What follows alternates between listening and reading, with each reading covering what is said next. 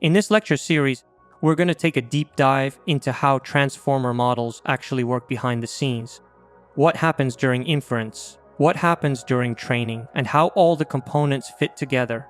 Before we get into the technical details, let's take a quick look at the history of how we got here, the evolution of machine learning models, especially in the field of natural language processing. Over the years, there have been several major breakthroughs in AI. The first important step was the bag of words approach, followed by word-to-vec, which helped models better understand word meanings and relationships. Then came a major turning point in 2017, the attention is all you need paper. This introduced the concept of attention mechanisms and completely changed the landscape of NLP. Building on that idea, the transformer architecture was introduced in 2018, marking another huge leap forward. From there, several powerful models emerged. For example, BERT was based on the transformer's encoder-only architecture. Later, models like GPT adopted the decoder-only design. In encoder models like BERT, self-attention is used across all tokens, while in decoder models like GPT, we use masked self-attention to predict the next word in a sequence.